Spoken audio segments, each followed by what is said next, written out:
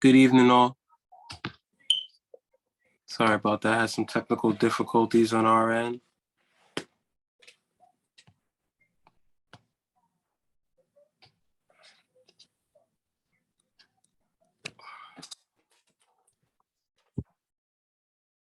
Hello. Hello, how you doing? Sorry, we had some technical difficulties on our end. No problem. I went through the same thing yesterday when I moderated a meeting with the Parkside Food Co-op. Well, my name is Khalid Jamad. I'm the community associate here at Brooklyn Community Board 9. It's nice to meet you. Likewise, Khalid. My name's Kurt Flamer Caldera. I'm a resident on Parkside Avenue between Flatbush and Bedford. And the reason I'm here is I'd submitted a request by email to the community board because I have some concerns about the city's efforts through the Landmarking Preservation Commission to change our property rights. So I wanted to see if there was something within the community board that can be done, or what the community board's mandate or overview is on these issues. I'm quite ignorant, so I was looking forward to learning. Understood. Yeah, the chair, I wouldn't be doing too much speaking, but the committee here would answer your questions, and the chair. Thanks. Right. Hi, Khalid. How are you? I'm doing well. How are you doing? I'm fine, thank you.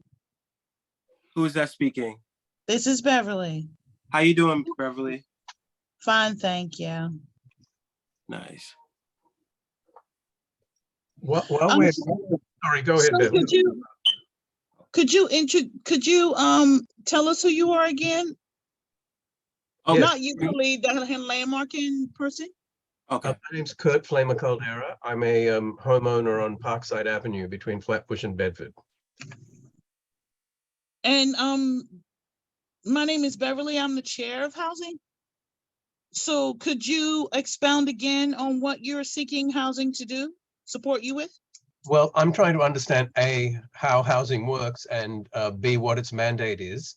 I submitted a request, an email to Community Board 9 to inquire what I should do to try and pursue my efforts to get more of a representation of the naysayers on our block. Are you with us, Beverly? Oh, there you go. Yes, I'm here. The naysayers on our block who do not agree with our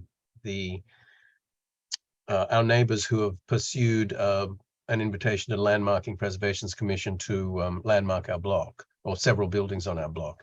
And So your block again, I'm sorry for asking you for No the third problem. time. Tell me your block again. I'm on Parkside Avenue between Flatbush and Bedford. Okay. The Landmarking Commission has called it the Melrose Parkside Historic District for the purpose of their attempt to landmark it. And so I'm just trying to understand what role this committee plays, and to what extent we can get representation, or what actions we can take through this committee, if at all possible. So Khalid, this is we'll do this until other members come in, but just let me know, okay, Khalid? Sir, typically that's city agency against city agency, because even though we are all volunteers, the community board is a city agency. Right. And the landmarking department, they're a city agency. Got it. So, you know, Okay. in terms of representation, we're caught in a bit of a limbo while this landmarking process is going on. Okay. Okay. I understand.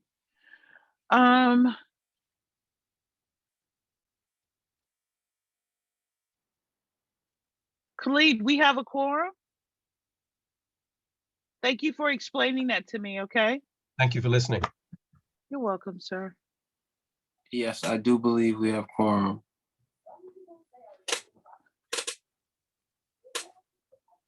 I started the recording. You can start when Thank you. All right. Thank you. So, good evening, everyone. Good evening. Good evening. Okay, as you can hear, Good evening. Good evening. good evening. We started a conversation kind of at the very beginning of the hour and a half. There's a group that I'm not going to say they're a tenants association, but it's a group on Parkside between Flatbush and Bedford. They're seeking a landmark currently, and they came to housing for sake of full disclosure. They came to housing with the hope that we could support them in some way. This gentleman represents what he calls the naysayers, the people who don't want to be landmarked, but there isn't someone here, to my knowledge, that represents the group that wants to be landmarked. But like I said to him, it would be city agency against city agency, and that's not something we typically do. So right now he was just sharing the story with me, not for us to take action, but he was just sharing the story with me. Okay. So that's what you guys heard. I'm sorry. Good evening.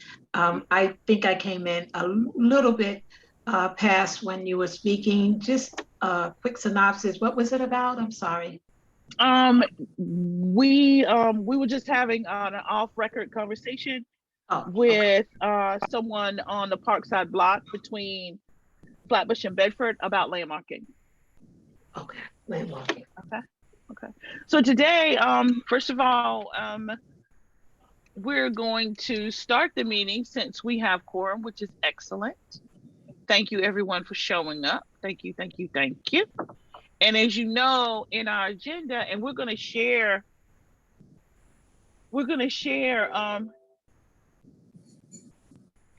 this engagement today. As you know, in our agenda, Kingsborough is on it. And it's a discussion, and I don't see Jay in the room. Jay, is one of these initials yours? Ah, Jay, here you are. So today, and we have someone else who is Unella, who lives on that side of the community as well. We were trying to get a representative from Kingsborough to show up to discuss, not to debate or to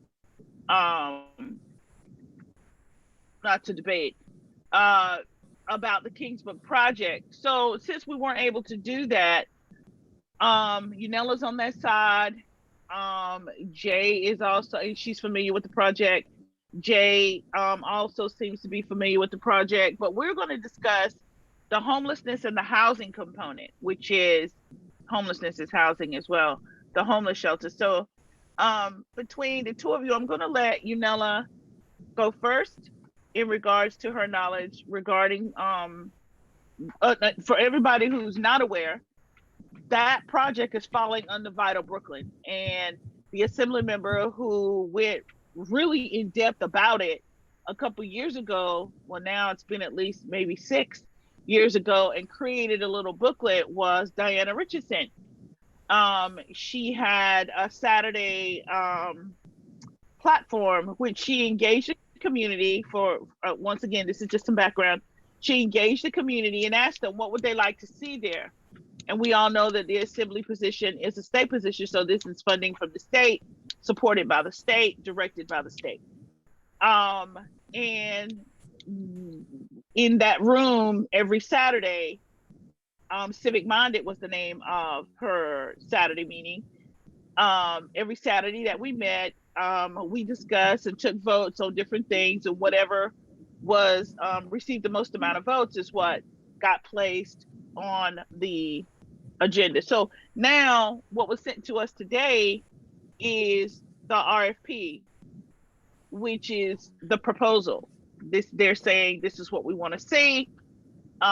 So if you're going to do, if you're going to participate in developing this project, this is what we want you to bring to the table. Okay, so being that we're the housing committee, we're going to discuss the housing component. We can discuss the homelessness. We can discuss the apartment part. We're going to discuss the areas where people will be living.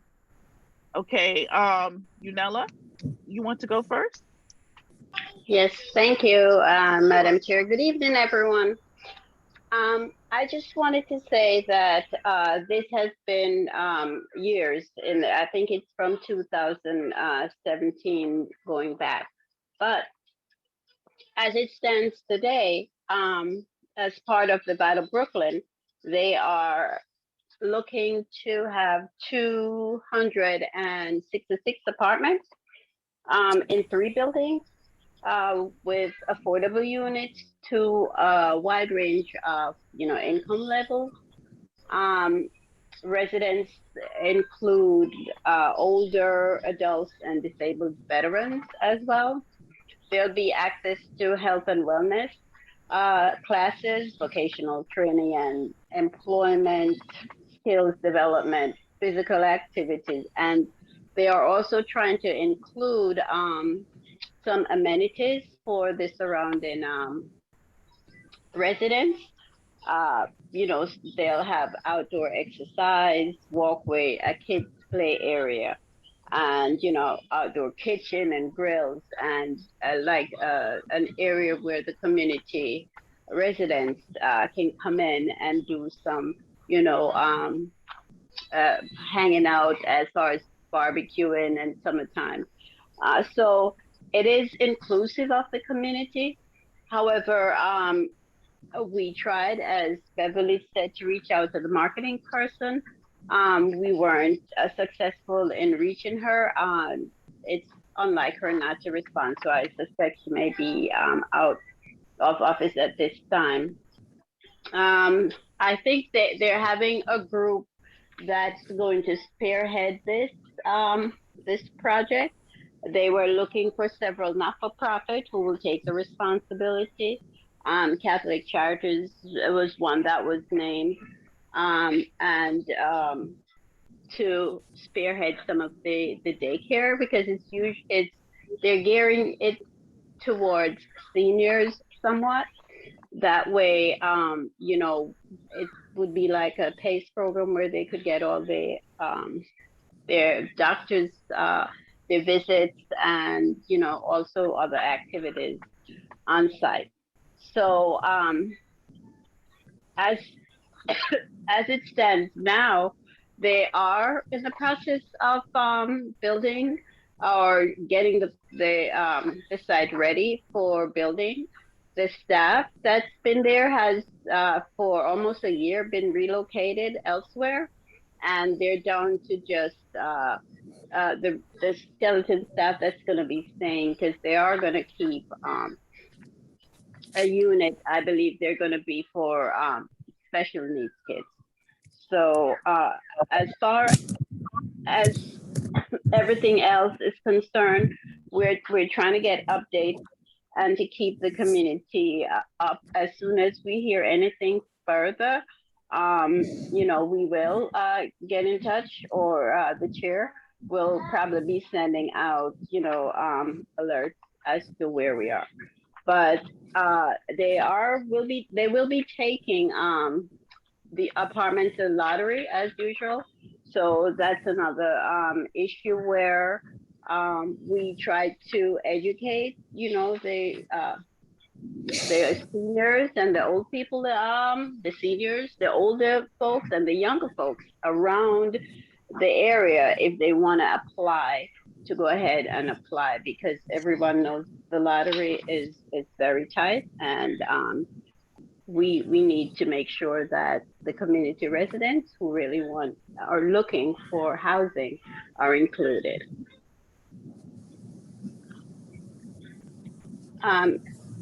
Any questions? Hello?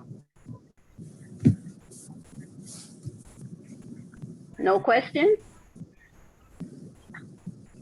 No questions? I have a question. Okay. I have a question about the lottery. This is Teresa Westerdahl. I'm a board member. I just want to know if there's preference for people in the area for the lottery, if there's any kind of preference, and how people are being contacted for this lottery. Because a lot of people that would need these services, I feel, aren't online. And if there's a way that these people are being contacted offline, and how people are being let know about it.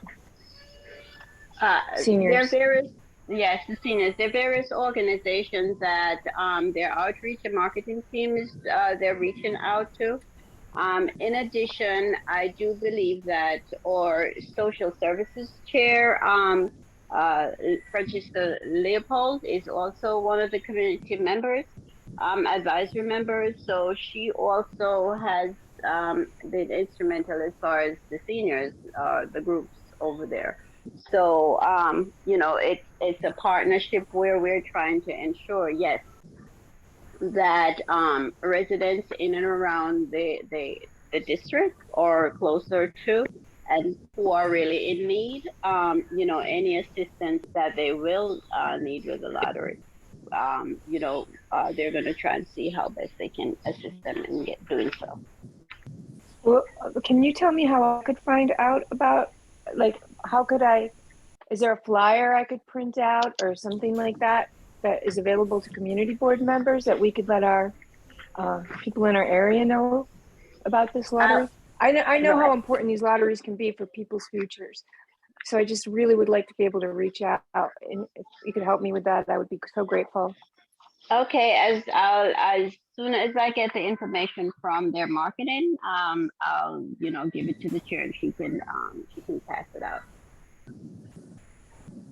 Okay. Is there a more direct way? Because is there a more direct way to find out? Because I find that you know, those long emails, I won't catch it. Oh, well, I will have to get back to you and then see how best we can funnel the information so that, you know, the people who really are interested get the information. I just have to get the information from their marketing people. And as I said, I was unable to get in touch with her. I know she's not in office. So I'll try again between tomorrow and the end of the week to see how best I can reach her. All right. All right, So just for a timeline, Unella, they haven't broken ground yet, right? They are in the process of doing some of this stuff. I know they have been, it's boarded up on some sides that they are trying to work. What they're doing, I think there is they had I wanted to say it's a well over there, and it's been draining for months because of the water. So that's a big to do. They're doing the prep work, but nothing has really started. So typically, Teresa, when they get closer to the housing component, meaning that housing being completed and ready for the lottery system, is when you'll start to see the flyers. It's when they'll come to the community board. They'll come to housing, they'll come to the community board and do a presentation, because part of the obligation, given the community that they're reaching out to, part of their obligation is to make sure that the community is aware. So right now we're kind of far from that. Like Unella said, they are draining a well. They haven't poured the foundation yet, and that's going to take a minute. But as soon as she gets the information, not only will Unella be able, because Unella's in the area, so they will reach out to her, but they will also reach out to the community board. Okay, thanks. I'll keep checking in too, because so many people are losing housing. So, and I'm sure for you understand. just speaking from a standpoint of getting ready. So for people who think they may be interested in living there, yes, it's going to be, Unella says it's going to be part of the lottery system. We can still get ourselves prepped. We can still get our finances in order, because we've just come through COVID, which affected everyone, not just emotionally, but it also affected everyone economically, most people economically as well. So that means some people are going to have to resituate themselves to align themselves, position themselves to be able to go into the lottery and compete successfully for the apartments. And if we're looking at the information that was sent to us by the community board, there's an opportunity for home ownership in this development. So they tried to cover all the spaces as best they could. So Unella, do you have anything else to share with us? No, Bev, not at this time. Okay, thank you. Thank you. Jay, you want to add something? Remember, we're sticking on the housing, not the zoning, Jay. The housing, just with respect to, is it just the one at Kingsborough Jewish, just that one? Or all Just- three of the projects? Just the Vital Brooklyn project, Okay, so. because you have a concern. Go ahead. Okay, so if it was just, I guess, Vital Brooklyn, Utica Crescent, just the one at Kingsborough Jewish, not the other two. Okay, so just my only comment would be that I recently learned how to get some information on what's coming and everything, and I think there should be more information that's given to the community before the community has no voice, no rights, and just says, okay, this is what's coming, we'll take it. So if there's a website, and I learned it within the past 4 weeks, but there's a website with Empire State Development, and on Empire State Development, New York State Empire State Development, they show you the information that they give you. So this Utica Crescent had a general plan, which had all of the different information in it. So going forward, and I think the community could have had a voice before in saying, we like what's in it, we don't like what's in it. And I think going forward, because there's 3 different Vital Brooklyn projects, is that if the community doesn't like something that's being proposed, they, when they see the general plan, or even before that with a FOIL request, they should see what's coming to say whether or not they like it, they don't like it, or to object to it. There are diagrams, I'll be specific, on Utica Crescent, which what we're all talking about right now. These are, they have diagrams of the building. It's one of them is a 12-story building. And to my understanding, across the street from that, I think Harry Silver, I think when I looked at it, I think it was maybe like 7 stories. It's six stories. Okay, thank you.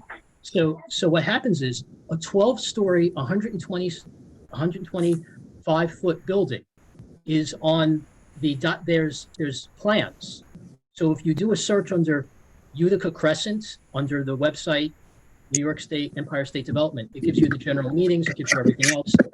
The diagrams show a 125-foot building. So what they've accomplished is they've accomplished basically what's like an upzoning, an MIH zoning, or basically they've increased the height of the buildings where it's going to tower over something else. And if the community, but Jay, just so originally the building, because when we had the community meeting, they did agree that they were not going to go higher. As a matter of fact, they were going to build an underground garage that would make it the building across from us equal. Since the change of the guards, now I understand that across where they do have the car park across on East 48, adjacent to the gas station, they are going to build a supermarket there, and on top of the supermarket, it's going to be, going up, because now with our former mayor, who had said, if you build a supermarket, you can go all the way up. So this is where we are. okay, just to comment on that, that's great, but the final, there was like a draft, and then they have a final draft.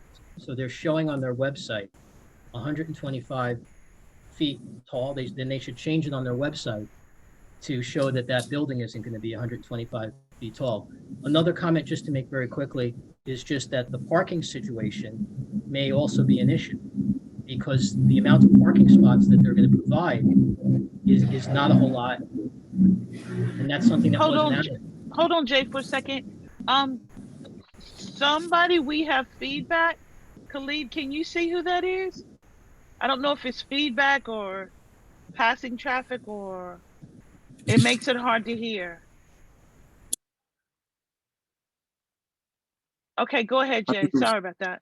So I just wanted to talk, not only is the height, I think, a concern. I appreciate what Ms. Perry said. But on their website, there was draft and final draft. But that was just one of my concerns, that their final draft still has 125 feet tall of 2 buildings. There's another issue of whether or not they would have commercial on one of the side streets there. The parking also is, they're building at this Vital Brooklyn. There's a total of 322 units. 89 of the units are going to be for supportive housing. So if you consider that there'll be like, frail seniors and everything, and maybe like they're not going to be driving, if you subtract that, and let's say you get around like 230 units, the parking is there's not a whole lot of parking that they're providing for those 230 units. When you look at the general plan, and this is why the general plan is important, and going forward, people could see how many are there. They're providing a whole bunch of parking, but they said that the parking is for the workers at Kingsborough. So when I did my calculations, it looked like there was only going to be maybe 40 or 50 spots for like almost 230 car spaces. So this is all online in the general plan, but it just goes to show that I wish that the community board, and I'm not blaming them, but going forward can put, number one, the RFP, okay, which is the request for proposal, which says what they want to do. Number two, put the general plan down and show that it's on the website where people could see the diagrams, people could see the specifics. And even though this doesn't go through ULURP, there's a secret aspect to it. Like people could object on environmental terms, like the whole secret thing. So there's different ways where if the community sees it ahead of time, even though it doesn't go through this ULURP process, they can say there's environmental aspects that we're not comfortable with, and they could put this in the general plan, and they could say, we don't like having, like a 12-story building, if that's still happening, and we don't like the parking, we don't like the commercial going on a side street and not on Utica. So from a housing perspective, Jay, yeah, is that the part that concerns you, or there's some housing that concerns you? Yeah, the housing issue is that a lot of people who have houses, the homeowners, the renters who drive cars, they're going to be playing musical chairs, and there's going to be fights because they're going to lose a lot of spots. This one may be a negative, who knows, like if it's like 230 minus 35, it may be there's 180 spots that are lost from the block. We can't even get parking. Parking right now is at a premium. So, it is an issue now, just consider later on. So there's 180, in my opinion, on Vital Brooklyn, which is Utica Crescent. And I'm not going to talk about the other one, which is basically 900. Thank you, Jay. Okay. Right, I'm done. But no, but continue with what you were talking about. That's fine. But so your concern from the housing or the quality of life issue, which is a housing perspective, your concern is homeowners, the existing homeowners, am I correct? Not the ones coming up, not the new ones that are going to result from the development, but the existing homeowners are going to have difficulty parking because the majority of the parking that's being built in that development is for people who work at the hospital, not people who live in the area. Jay? Just a moment, Beverly. If you have background noise, can you please mute yourself? It's affecting the video and people hearing each other. Thank you. Okay. So my concern was not just for the property owners, but also for the tenants. Anybody who drives a car, because the area is located more than a half mile from a train station, and a lot of people use cars, I think that's going to be significant. And there's also a boys and girls field where kids go and play, and around there is where people would need cars many times to drive there.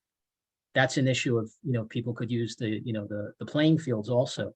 And then the second issue I had was that not just on Utica, but there's an issue of whether they're going to put commercial on the side streets.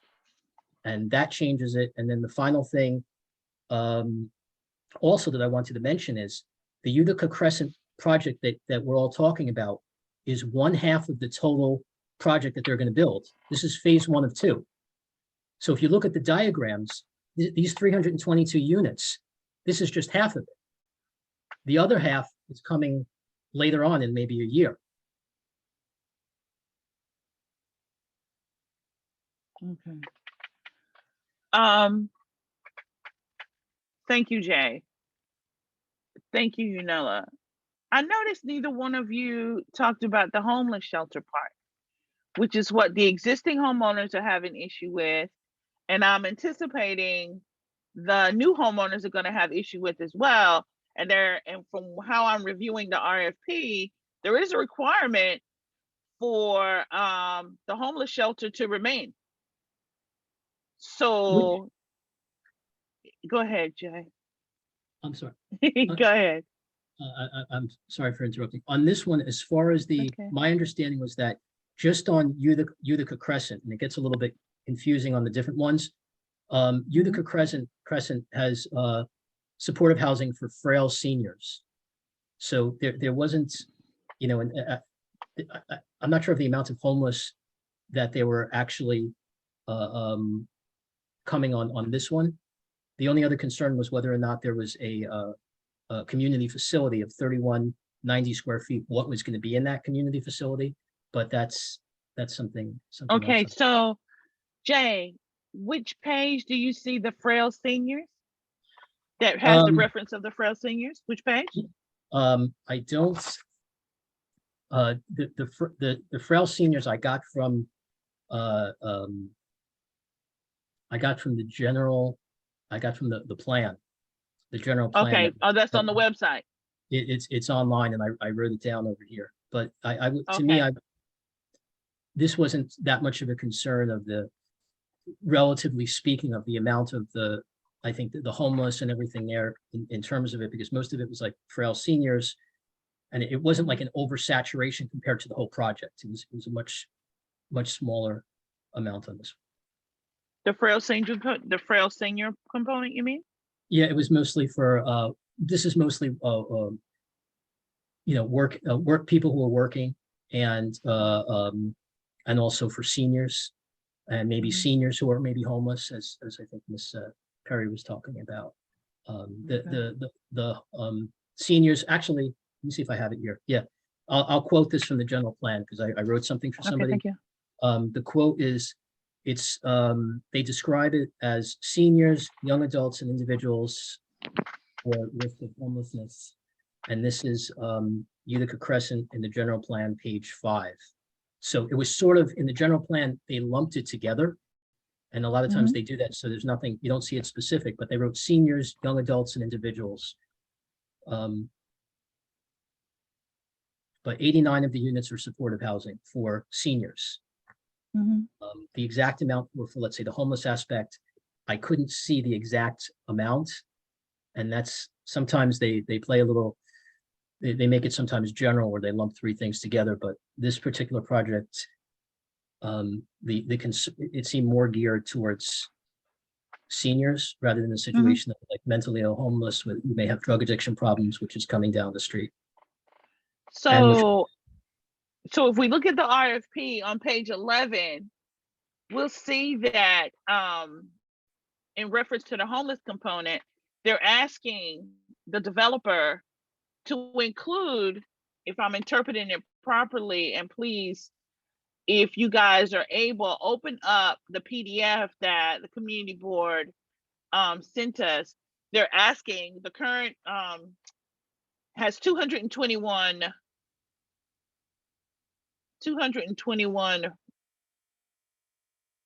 people, hold on, 221 beds, sorry.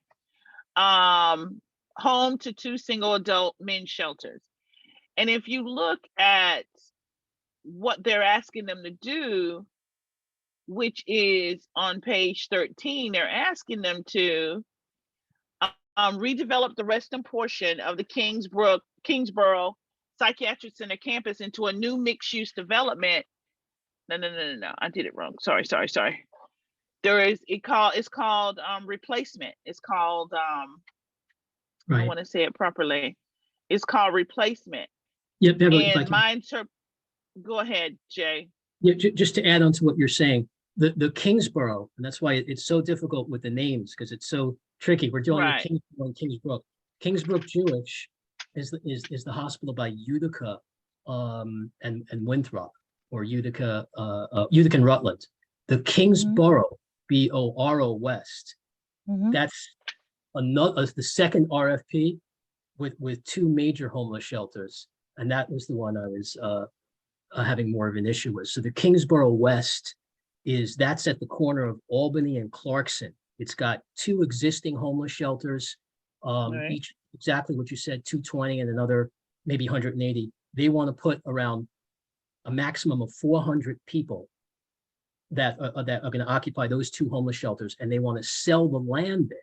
It used to be a lease. They want to sell the land to the homeless shelter provider. So we're talking about two different projects. That there's the one where Miss Perry is close to, Kingsbrook Jewish, where I used to. Okay. And then there's across by the Albany and Clarkson, which is the big site where there's the psych hospital and the two homeless shelters and all that. But the names are so similar, Kingsborough and Kingsbrook. We get them all mixed up. I get them mixed up all the time. Okay, that makes sense. Yeah.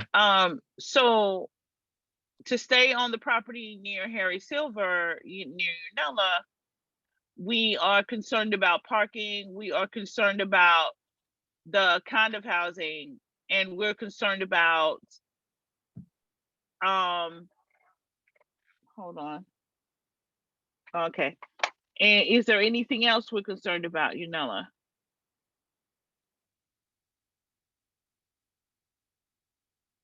Unella? Okay. So with that project, which they haven't broken ground yet. Oh, I'm sorry. I knew what I forgot. Teresa was interested in when it's going to show up, when the lottery is going to start to occur. So given what we've discussed so far, what are some of the things from a housing perspective? Let's try to stay there. From a housing perspective, what are some of the things the committee feels that we can address outside of making sure that that surrounding community, because Teresa asked a question. She asked, who is the lottery going to be open to for that property? And we all know that that's always a challenge, even though the property is developed on the premise that the surrounding community needs affordable housing. We all know that that's the foundation for the development. But when it actually happens, the lottery receives everybody from Texas on. So what does, outside of making the community aware of when the lottery happens, what else on this project? Because remember, state funded, state pushed, state developed. What else can we do as a city agency? That's what we are. What else can we do from a community standpoint? What else can we do to support the community? Because if we don't have,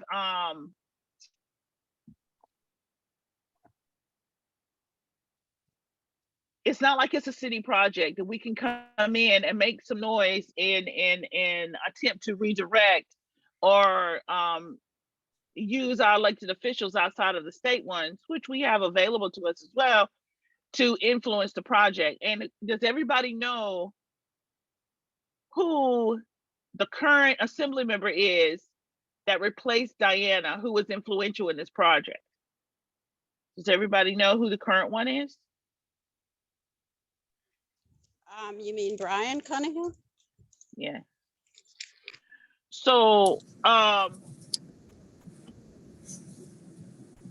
if we were going to speak to someone, since he has stepped into her shoes, and everybody knows that Brian, let's just say, does everyone in the room, are they aware that Brian Cunningham has replaced Diana Richardson as the assembly member?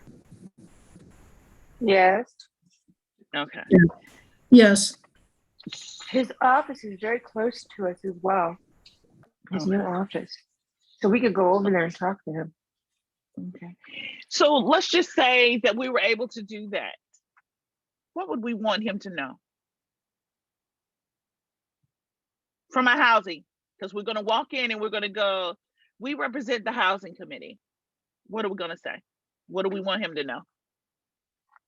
Because as we look at it, as we look at the project as a whole, and we break it down from the housing components, one, there seems to be, some of us view it as a lack of balance. The parking is said to be for one group, but it's actually being supportive of another. The existing residents are concerned about how their quality of life is going to be affected, noise, parking, etc. Excuse me. Yeah.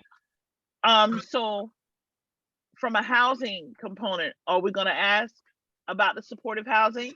Are we going to ask about the parking? If so, how? Do we want more? Do we want less? Do we want more bicycles? What do we want?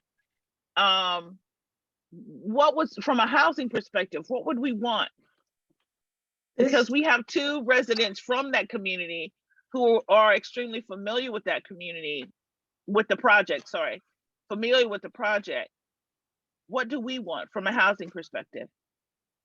This Well, seems like a bit of a huge. Hold on, raise your sorry. hand, please. Raise your hand. Oh, okay. I'm sorry. I have two people talking. Oh, okay. That's okay. The Okay. person said that's. Do I go, Beth? Well, yeah, go ahead. Okay.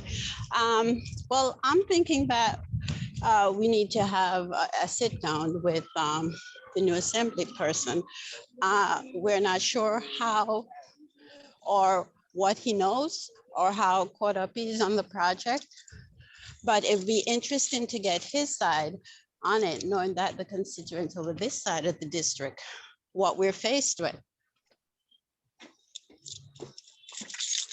So my question to all of you in the room, given what Yanela just said, would you guys be interested in us inviting Brian Cunningham to the next housing meeting about this? Yes. Yes, and I think he'd come. So we would want to invite him, and the next housing meeting is on and by the time he comes, the elections would be decided because the next housing meeting is on the 9th of November. The election is on the 8th of November. Okay. So we can invite. Excuse me. Yes. Diane has her hand up. I don't know. Okay. Thank you. You're welcome. Okay, Diane? Yeah, thank you. I just wanted to say that I was looking at like 40 pages trying to run through it real quick. And so it seems like it's a big project, right? And it's already in the process of being developed and everything, right? So you said, what is it that we would like to see in the community? I'm not sure what your question was, Beverly. What influence do we feel we can have over state-funded, directed, and supported project at this point? And if we met with Brian Cunningham, which is the new assembly member, what would we want him to know? That was there's two parts. Sorry about that. So is this what would we want him to know? Project? Is this after the project? No, now. Oh, okay. Because remember, the project is brick and mortar first. Yeah. Services being offered second. Now, we can't have influence over the brick and mortar. Right. Right. But we can have influence over the services, even though let's just take the parking part and the maybe security housing part. What about security? Usually the new apartments have better security than the old ones. Mm-hmm. Go ahead. I think in addition to that, this is just, as Jay was saying, it's just the tip of the iceberg, because there is right across the street on the corner of Rutland, they're thinking of building now another 12-story right there. So it's not, it's the infrastructure. It's how can that withstand? It's the air quality, it's the density. You know, it is, can we sustain or maintain that much or so many people in that small radius? Given the fact also that, as I said, they have, from my understanding, the gas station is only there for temporary. The Walgreens, we got word that the Walgreens is closing. We're gonna have to see what's going to, where the Walgreens is currently, because they're right on the corner. And also, they also have the Ace, the hardware store. I understand that was also bought. So it's along that corridor, it's a whole slew of big development that's coming in. Can the infrastructure, can the sewer, can all this maintain the density of it all? FYI, Beverly, Kurt has his hand up. Okay, thank you. Give Kurt, wait just a second. Let's go back to Diane. Did you finish your question? No, I was just saying about security. I wasn't sure how, you know, if security is going to be a part of all of this for the residents. Is this something that is, it seems like a big project where it's going to be a lot of residents. So I'm not sure if I'm even on the same page with what's going on. I'm just trying to learn all that I'm hearing and what I'm seeing, the 40-page document, trying to go through it. So I might be a little bit off a little bit, but I'm just saying that security in my mind would be something that if I lived there, I would certainly want in the building. Well, Diane, I have to tell you, that's a good point, a very good point. Because living here, we in our development pay for security. We have engaged a security company that we pay for, simply because at this end of the district, it's very, we're at, I think, at the end of nowhere. I tell them all the time, because we get very or little policing. We are into a 2 police zone across the street, and next to the Wendy's. Across is the 67 begins there and go back. Where we are, the 71st goes as far as past the end of the gas station and come our way. So technically we are in the 71st, the 71st precinct, but also we're affected with the 67th. And I have to say that either one, they tell us all the time, they're very strapped, they have nobody, and we end up, I'm sure, at least hundreds of pages of 311 calls.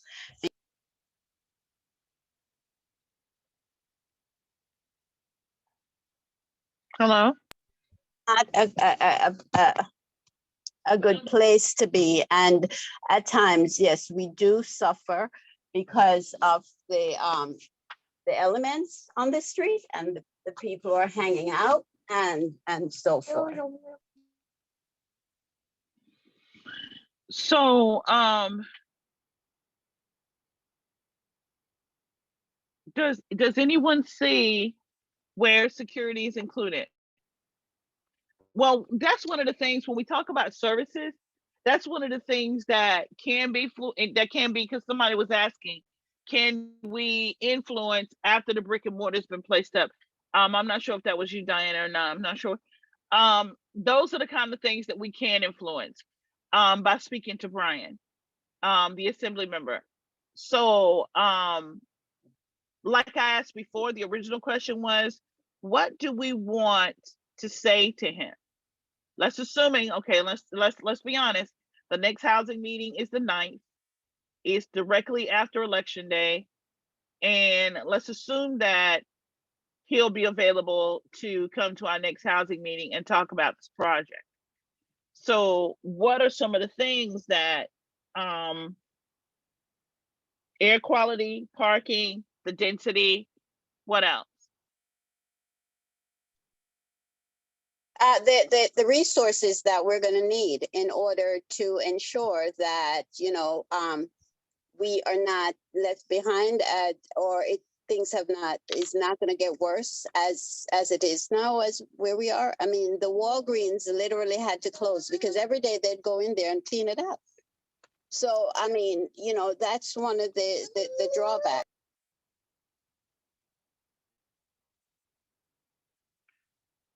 Anything else? May I? Well, security that We have that on the list already. Okay. Okay, anything else?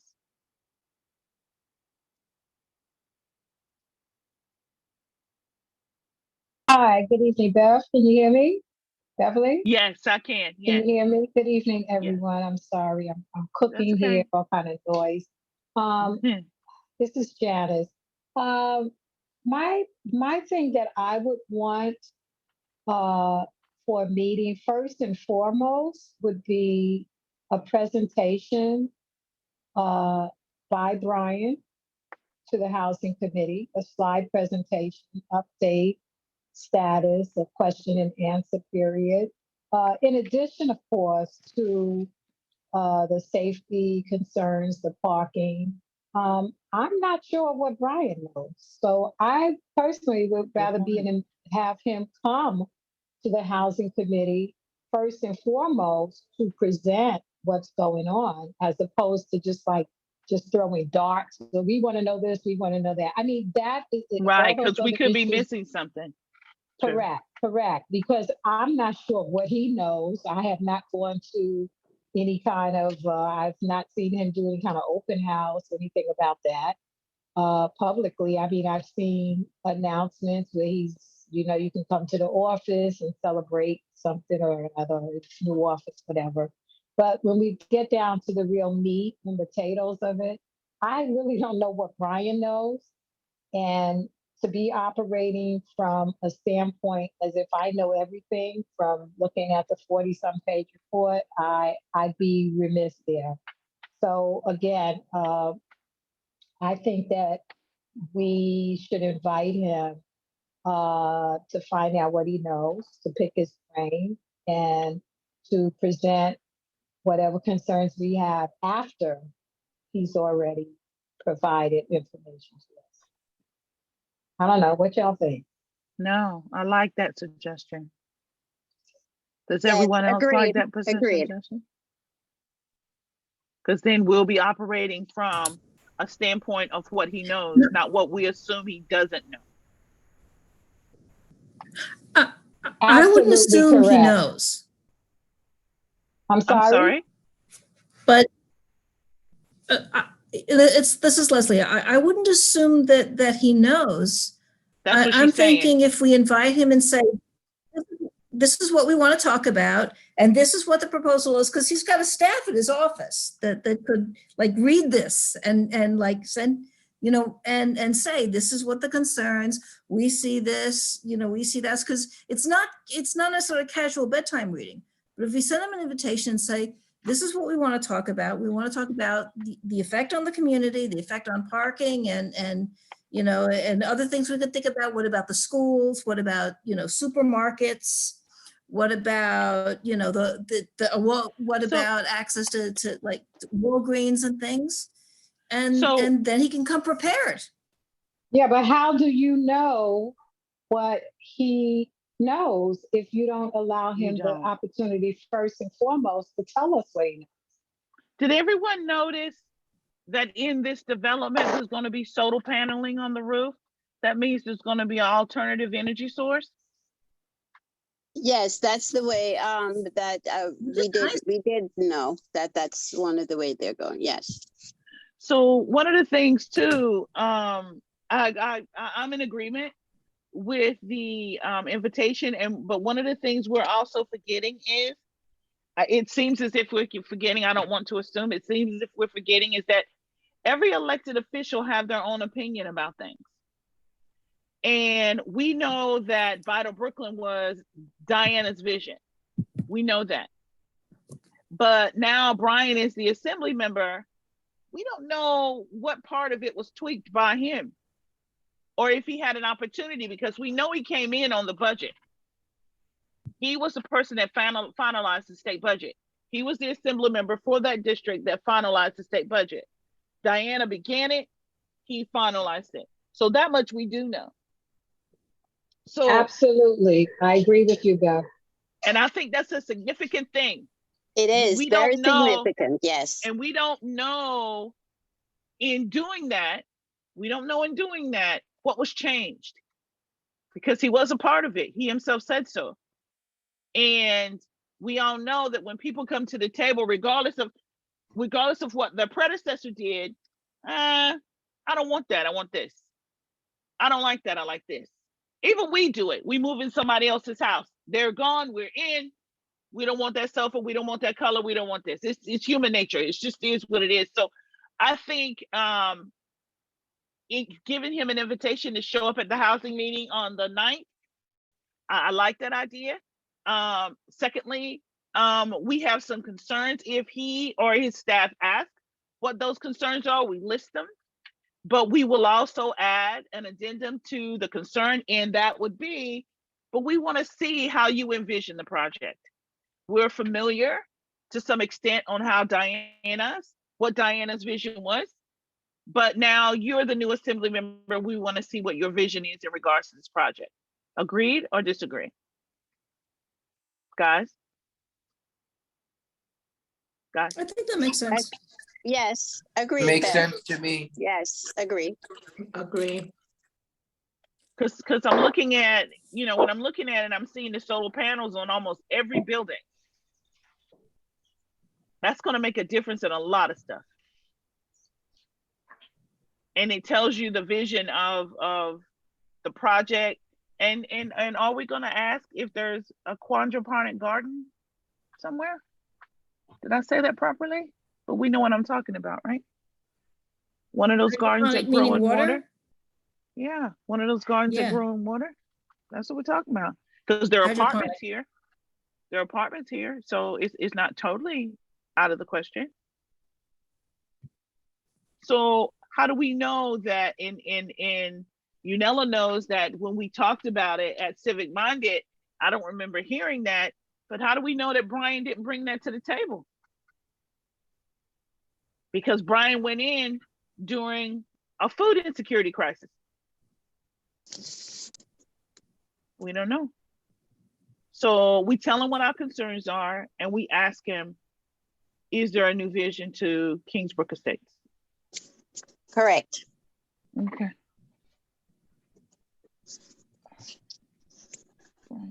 New vision.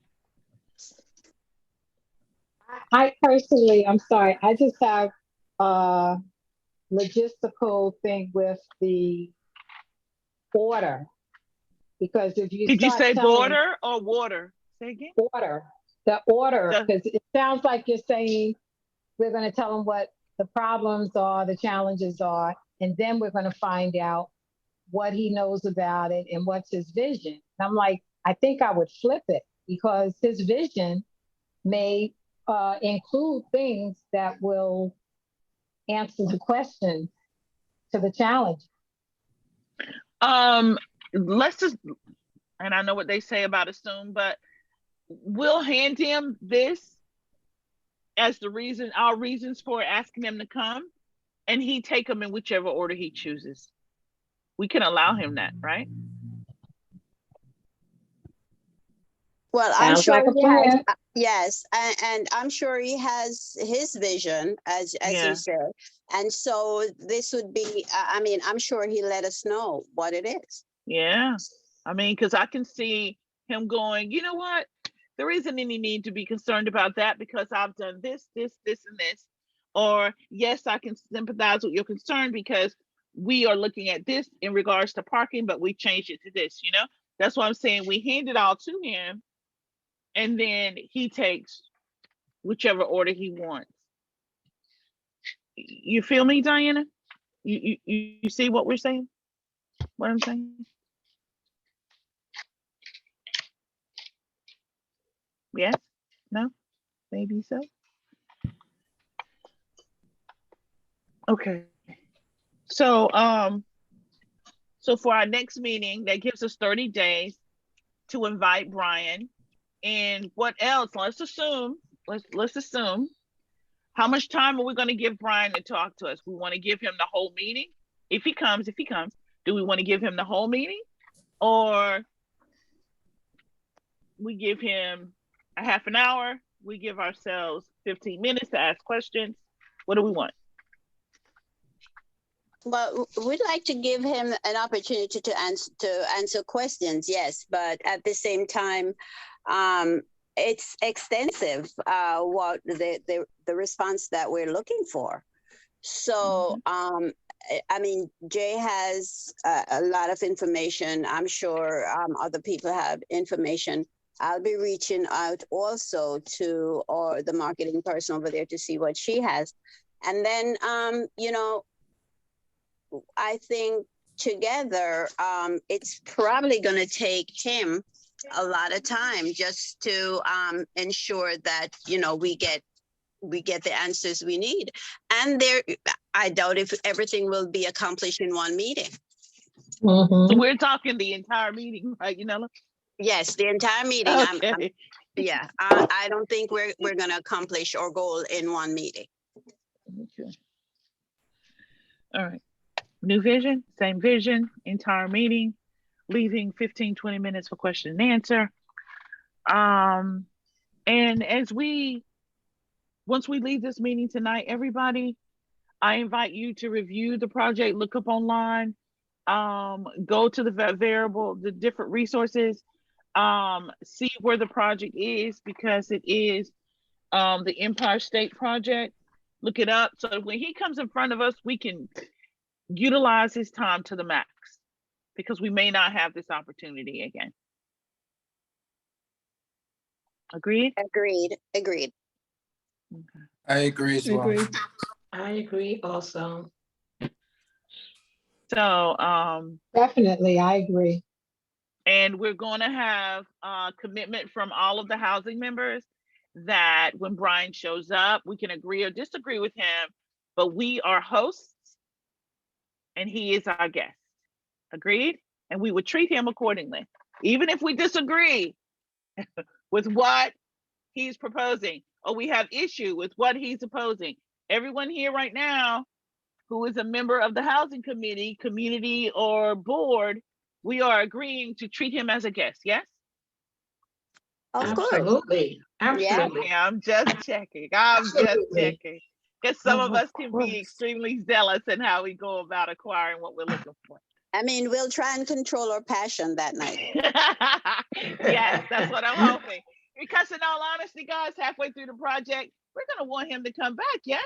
That's right. And That's if right. we treat him poorly initially, he's not Oh, coming yeah. back. For sure. Yeah. Okay. You're right. So so I think this is a good thing. I'm excited about this, but let's just say Brian's not able to come at the next meeting. Can he send a representative? Or maybe if we could HCR, we could get someone from the state. Who's HCR oversees the lottery in HCR oversees the funding. Okay, they're overseeing the funding for this project? Beverly, FYI, Kurt has his hand up and Teresa. Okay, thank you. You're welcome.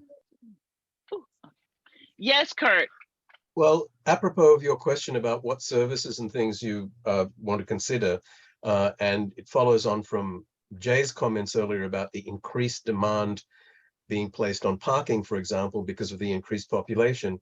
What provisions are there when there's a development such as this or any other that is increasing the population, for the sanitation department to be incorporated so that they can respond or find the resources, or where do they get the resources to address this, big jump in population. I asked that question because of my discussions recently with the sanitation depot down on New York Avenue, where they're saying, listen, I'm sorry, we're really stretched. Our resources are stretched.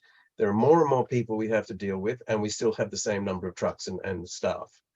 So, an increase in tenancy and residents is going to really increase the burden on that service. So you're saying that should be in our list of questions for Brian, the current assembly member, correct? Yes. Well, I'm asking, is there a provision already? Not currently, not currently. Okay. And we can say that confidently, can we not, board members? Yes, we can. That's what we're arguing with right now. I mean, but we're talking about, go ahead, sorry.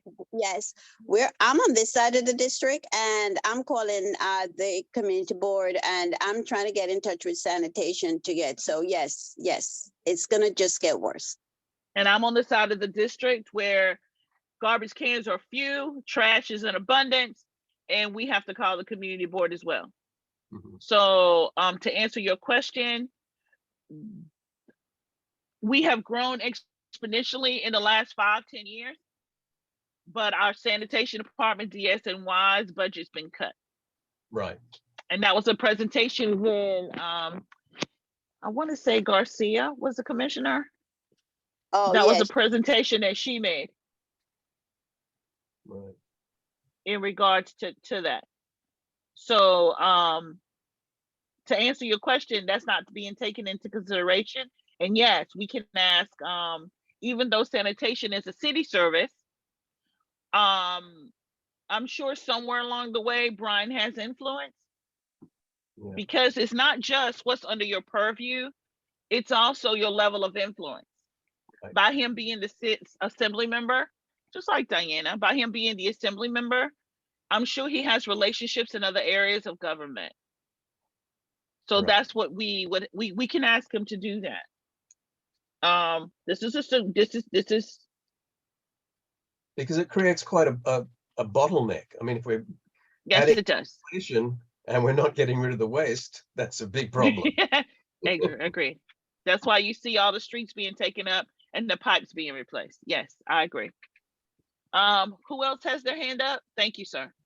Teresa, yes. Oh, hi. Three things. One, I'm wondering if the committee could ask if the lottery could give priority to local residents instead of having it be like everybody.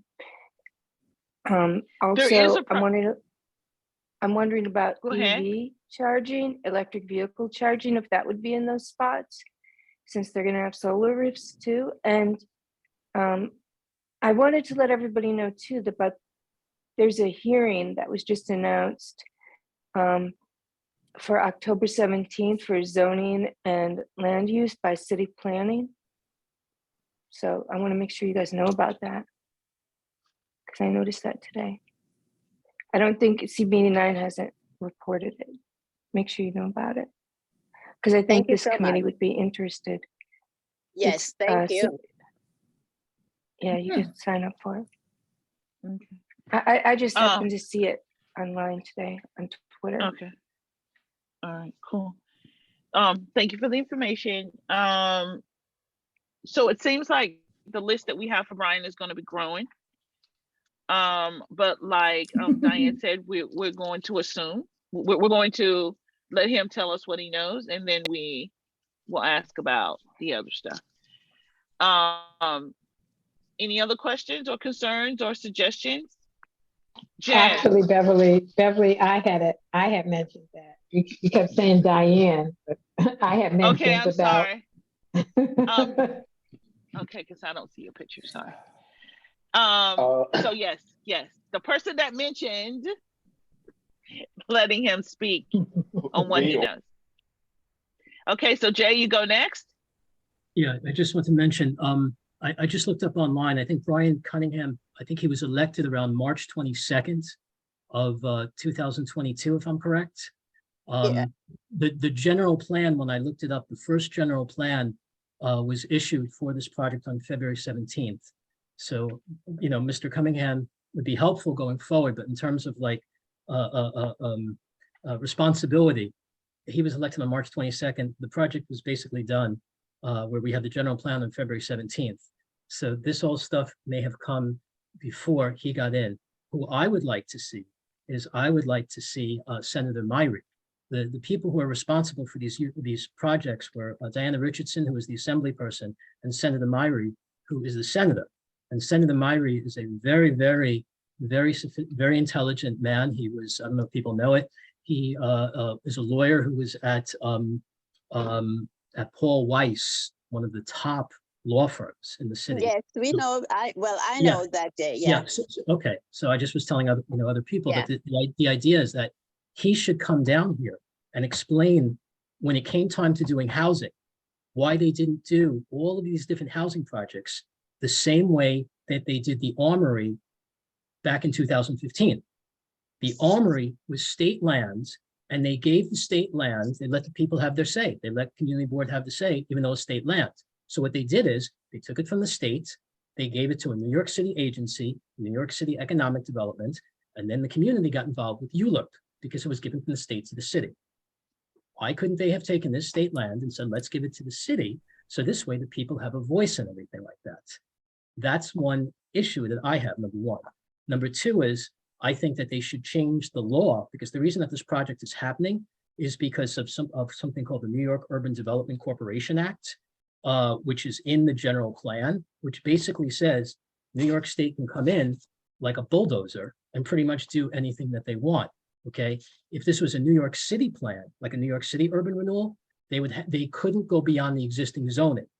So what I would like is I would like Myrie to come in here, because it's his responsibility, because he saw this and he you know, it depends how much he knew of it, but anybody who knew what was going on with the Armory would say, why didn't you do this the same way so people have a voice? There's very little voice in this.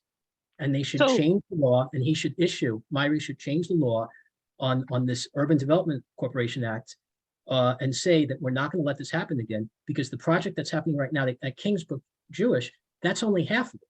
The other half is going to happen next year. And then the community can have a voice. So, Jay, question number one. Yes. So you're asking us to ask them to come and Myrie. we engage in a conversation of what is. And not talk about, wait, Jay, not talk about the project the way it is and what we can change, because even if you change the law right now, it would have to be retroactively, and developers are not going to allow it. This battle is pretty much done on this particular project. It's pretty much. But that's what we talked about. We talked about the brick and mortar part being done. Yeah. And what changes could we affect over the services part? So when we're inviting them, just like, and remember, you can't leave Brian out of it, because Diana partnered with Zelnor. That means now Brian's partnering with Zelnor. And we're asking, even though he's new, he's still his partner. They're still working for the state. And we're asking, and I asked the committee to because if we're able to get either one of them or both of them in front of us, that is valuable. Just for the 10 of us, just for the 10 of us, that is valuable. So what would we, and we can engage in the philosophical part of it about changing and getting the state to transition the property from the state to the city to empower the community. But the reality of that is, that means in order for it to affect this project, because remember, ink has already been placed to paper. Yeah, but it may not affect this project, but there are other projects development that's going on right now that it may at least that they'll take into consideration. I mean, you know, right on the corner, as I said, all around, going all the way back down Janos to Winthrop, there's development that's coming down the pike. That's one. Right. And two, and also the fact is that right across the street from this project, there where the old boys school is, they are trying now to set up a 12-story building because the Right. church So- sold it. And so it probably, So it would benefit the yeah. projects that don't have ink to paper. there you It go. would not benefit the projects that have ink to paper already. Right, we Would know. not, there would be no change that could be facilitated in that respect. Yes, and with that, if it's an issue, then Senator Marion and Bill hear our voice. Thank you. I'm sorry, say that again. Senator Marion will hear our piece. Our voice. Thank you. Yes. So if we're able to do that, Jay, do you understand what I'm saying here? I hear what you're saying, that seeing what can be done on this project right now. Yeah. Right, that's right. Utilizing the time that we have, utilizing the opportunity that we have in front of us. What can we change? We can't change the brick and mortar part, but we may be able to influence change for the services that's being offered, because in all honesty, you do have issues with the parking. You're concerned about the density. It's concerned about the air quality. All of us are concerned about it, but what I'm saying, the two of you, because you guys are in that space. You are, I'm over here on this side, so I'm not as familiar with the project as you guys are. So some of the things, let's work on attempting to change the things that aren't quite set in stone yet. You understand? And at the same time, we can approach the senator and the assembly member about implementing law that can change the projects that are coming down the pike. It's not to say that the law wouldn't be beneficial. It just wouldn't be beneficial on the projects that are already ink and paper. Yeah. Like Right. For instance, just to add on to what you're saying, Beverly, like there's going to be a community facility. I think somebody said there was Catholic Charities. The issue is, what type of community facility is it? Are they renting it out to a drug treatment center? When you have things like that. When you have 89, like the senior citizens are going to be outside. There's kids who walk up and down to boys and girls. So there's a question as to what type of community facility is being rented. The supermarket, how many spaces are they putting in the supermarket? Thank you. There, are they going to take up spaces? So Can we influence the size of the community? Can we influence the size of the grocery store? All of those. And the grocery store there's a grocery store right around the block. Right. Because just to give you guys a heads up, remember the operator that we have now in the Armory is not the operator we started out with. Correct. So when the Armory was first inked to paper, the operator we have now, they weren't in the contract. It was after the Armory was built, really, that the operator was changed. So when it comes to services being provided, we are in a position to facilitate change. People aren't quite as stuck in until the services start being offered, even then. But we can't let's fight the fight that it's possible for us to win. And as far as changing legislation, let's talk to Senator Myrie and Assemblymember Cunningham for implementing the legislation that Jay suggested, not for the sole purpose of this project, but for projects moving forward. Because you guys, from what I understand, what Unella said, you are looking at least 4 other developments coming up. So if you can influence those, at least, and all 4 are on that side. Right. And Yes. that's going to change. Oh my gosh. It's going to change a whole bunch of stuff. So I'm not saying give it up, Jay, is indirectly. I'm not saying give it up. I'm saying let's not focus on the project that's already in the ground. Let's focus on putting that legislation for the projects that are coming. And let's focus on discussing with the elected the services that we can change. Because we may not like Canva or you know, we may not like them. We may not like if they're going to build out the services for the homeless. We may not like that. We may want to change it. Let's just say not like it. We may want to change it. Oversaturation, the oversaturation. Yes, yes, because that's one argument the homeowners on that side, they had a serious, they still do. They said it decreases the value of their property. So maybe we can influence that and other things, the parking and just various things. So members, both committee and board members, let's see if this is something. I know some of these things that we talk about seem incredibly daunting, but as a group, it's not something that we can't handle. Yes, Teresa. Teresa.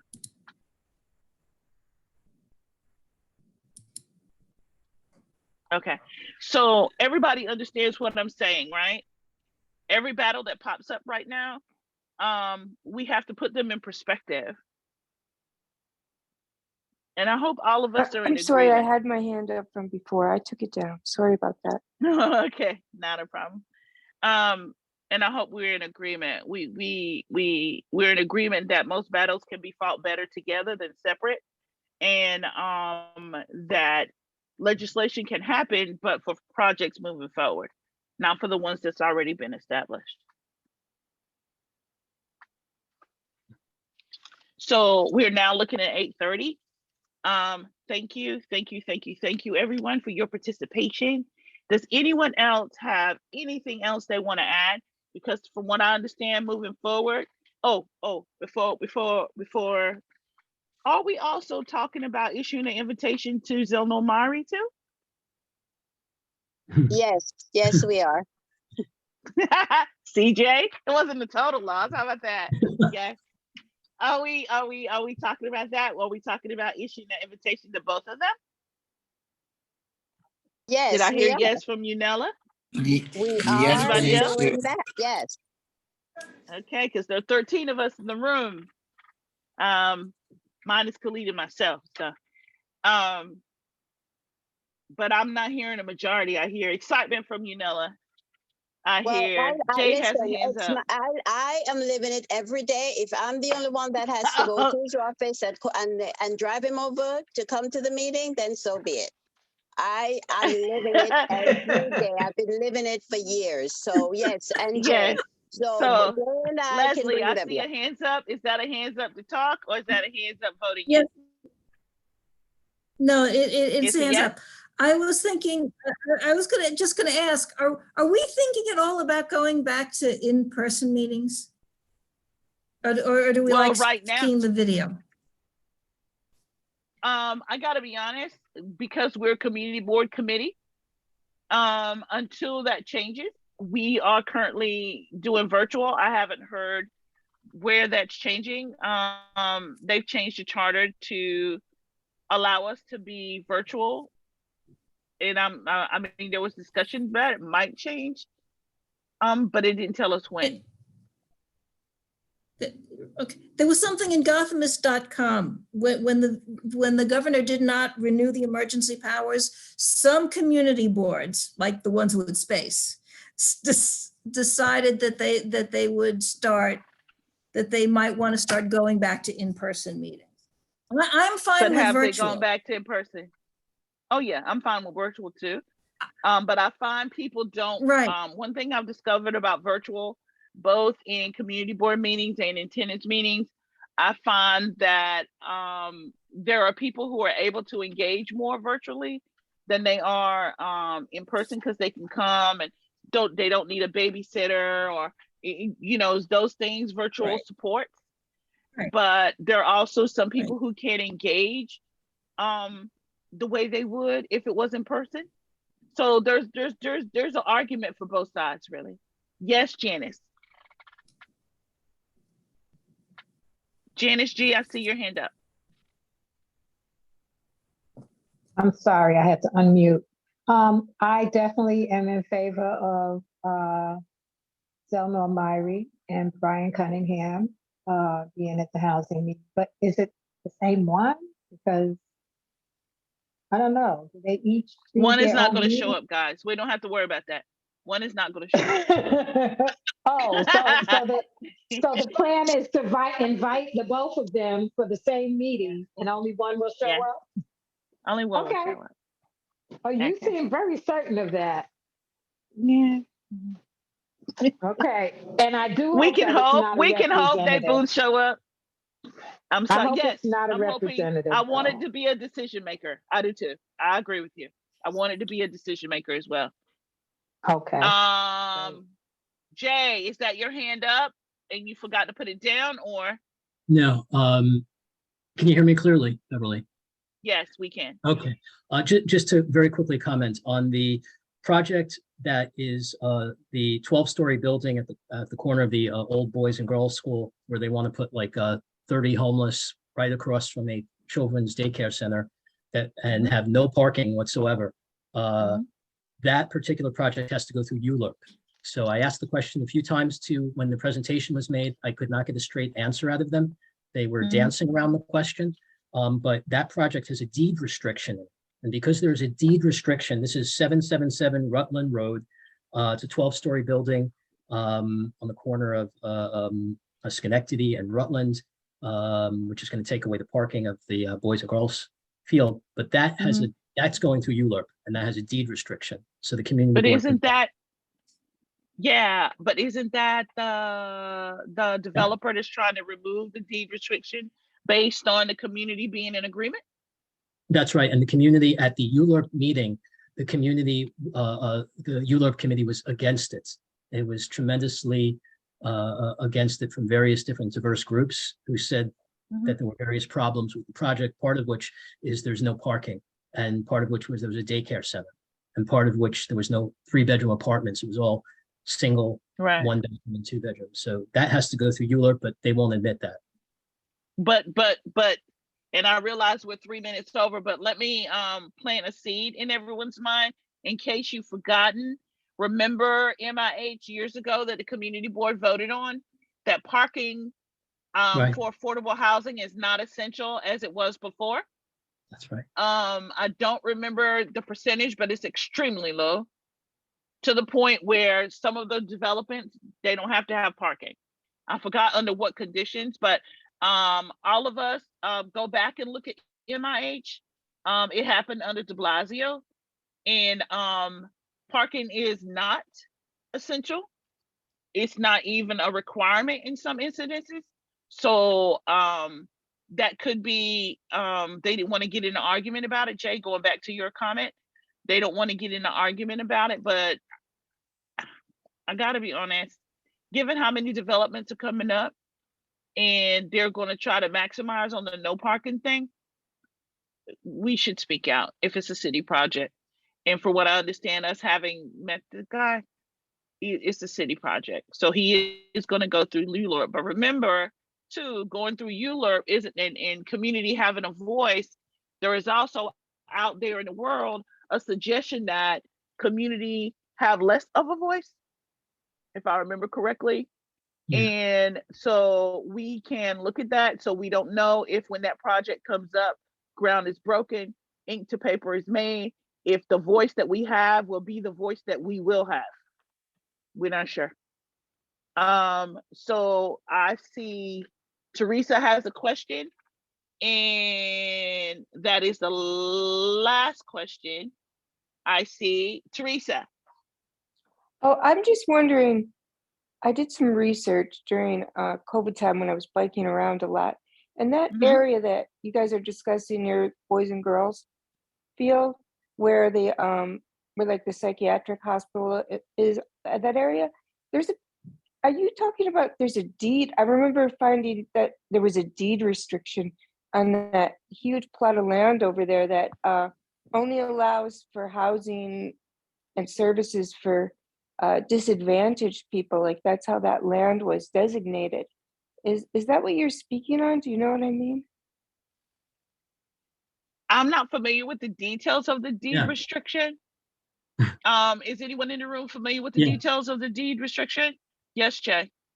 Yeah, at the Kingsborough Psychiatric, there is a deed restriction on the Kingsborough project. And that deed restriction is a big problem that they have with that 900 unit project.